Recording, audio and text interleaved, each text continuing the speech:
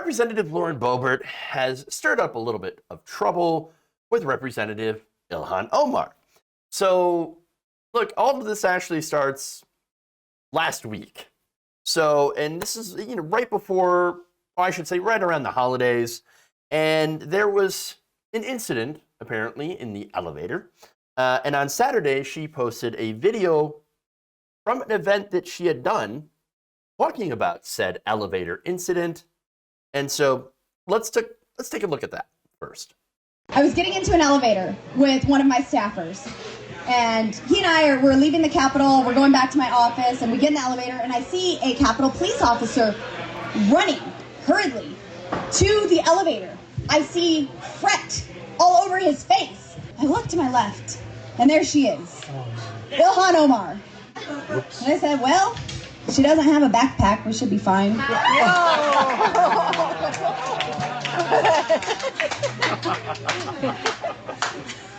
So we only had one floor to go, and I was like, do I say it or not? I looked over, and I said, oh, look, the Jihad Squad decided to show up for work today.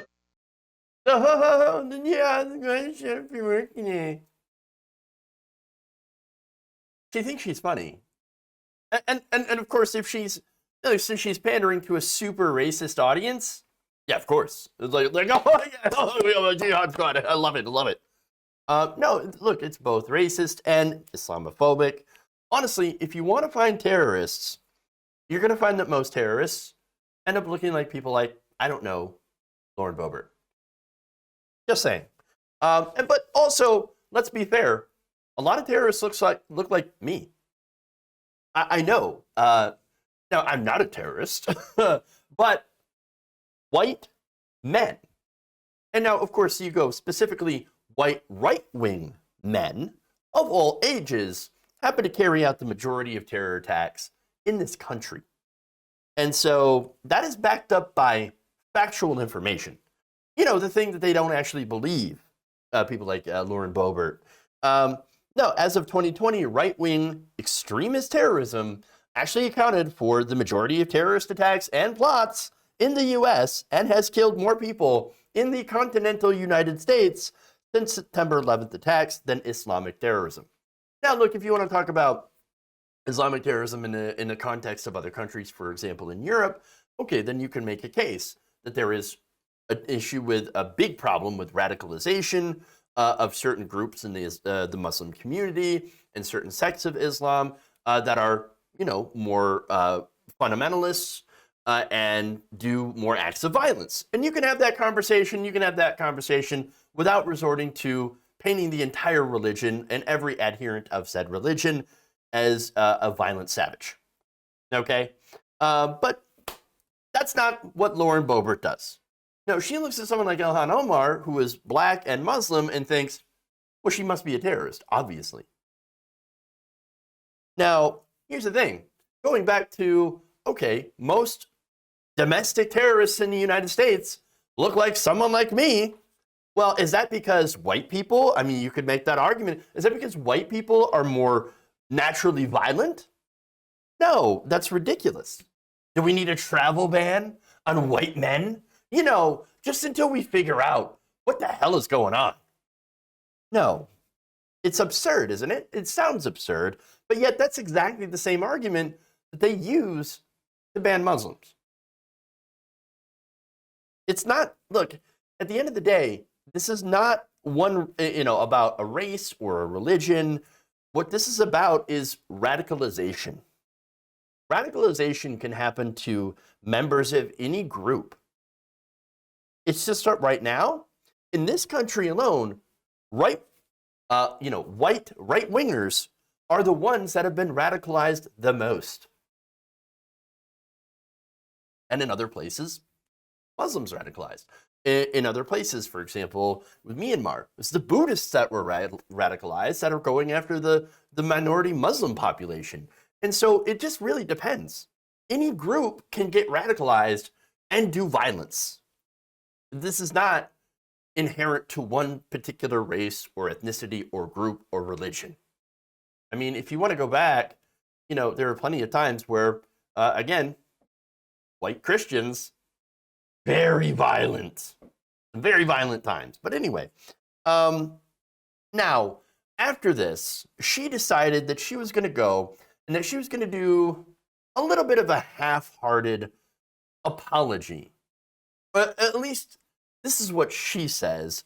She had posted this on her Instagram page. Let's take a look. Hey everyone, this is Lauren with a quick update on a phone call I had today with squad member Ilhan Omar. I had reached out to her Friday, and 3 days later I was able to connect with her on the phone because I wanted to let her know directly that I had reflected on my previous remarks. Now, as a strong Christian woman who values faith deeply, I never want anything I say to offend someone's religion. So I told her that, even after I put out a public statement to that effect. She said that she still wanted a public apology because what I had done wasn't good enough. So I reiterated to her what I had just said. She kept asking for a public apology. So I told Ilhan Omar that she should make a public apology to the American people for her anti-American, anti-Semitic, anti-police rhetoric. She continued to press, and I continued to press back. And then Representative Omar hung up on me. Rejecting an apology and hanging up on someone is part of cancel culture 101 and a pillar of the Democrat Party. It's cancel culture. Hanging up on somebody who is saying terrible things about you is cancel culture 101. Wow. Everything is cancel culture. She hung up on me. Cancel culture. I have been canceled. Oh my God. Buzzword. Total buzzword. But by the way, what is Ilhan Omar just supposed to sit there and take it? Like, oh no, I can go and I can call you up and I can say all sorts of disgusting things about how you support terrorism and how you're anti-Semitic. By the way, the Democrats have also tried to accuse Ilhan Omar of being anti-Semitic for calling out Israeli settlements that, by the way, the entire world, the rest of the world, considers to be illegal. And so you call that out. Look, again, ADL does a fantastic job on a lot of different things, but sometimes they get it wrong and go a little too overboard when progressives actually try to criticize, or basically anybody tries to criticize the illegal settlements in Palestine and the treatment of the Palestinians. And so there is that issue. You want to call her anti-Semitic when literally the majority of anti-Semitic conspiracies originate and perpetuate on the right wing. I mean, QAnon goes right back to blame the Jews. Everything goes back to blame the Jews on the right, on the far right. And so, come on. Again, I love when they make that charge. Look, a lot of the dominionists, Christian evangelicals, they like Israel for one reason. Because end times. And in that end times, all the Jews return to Israel and then either have to be converted or killed.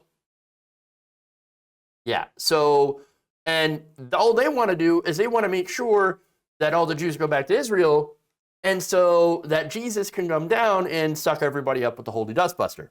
That's what they want. It's all Christian weirdo end time shit. So, yeah. Now,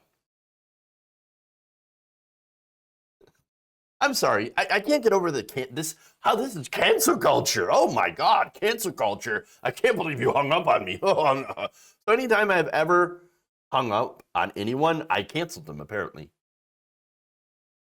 And here I am. I guess I was wrong when I said cancel culture isn't real, because I have canceled a dozen people, tons and tons of people. But okay, anyway. So let's get back to Ilhan Omar. So she responded to this, and she simply said, I hung up, I ended the call because it became, quote unquote, unproductive. I believe in engaging with those we disagree with respectfully, but not when that disagreement is rooted in outright bigotry and hate. So there you go. Let me just add that, look, if you're going to, I totally am fine with having conversations with the other side, obviously. But it's got to be in good faith. Lauren Boebert is not a good faith actor. No, Lauren Boebert, this is what happened. She talked a bunch of shit, did a non-apology for talking shit, and then when Ilhan Omar correctly deduces that this person is not of good faith and did not accept the so-called non-apology, then Lauren Boebert goes on to claim, oh my God, I am a victim. I'm a victim. I can't believe, why are you victimizing me so terribly? How dare you? All I did was just, think about it this way. All I did is I just sat behind you in class and I flicked your ear over and over and over and over again, annoyed the shit out of you. And then when you punched me in the face, oh my God, how dare you punch me in the face? I'm the victim here. Why did you do that? Look, this is a game to them. There are nothing more than high school bullies. They pick and they pick and they pick. And then if you fight back at all, do anything, well then of course, they're the victim now. Ilhan Omar, how could you be such a bully? By the way, you're a terrorist. Lauren Boebert, again, here's what Lauren Boebert did, okay? Lauren Boebert literally helped the insurrectionists by tweeting out congressional members' locations while being repeatedly told not to. She wanted the insurrectionists to find Democrats, to find them. Why? But these are the people that were chanting, hang Mike Pence. Well, because she is more on their side than anyone else. And you want to tell me who's more un-American? Who's more on the side of terrorists? No, these people, not only are they the weakest snowflakes you've ever seen, and you could ever see, but they are also dangerous trolls and are professional victims. If you enjoyed this video, please give us a like and share with your friends. You can subscribe and help out the channel by becoming a patron. It's patreon.com/Jeff Waldorf, or you can become a channel member as well by hitting the join button below.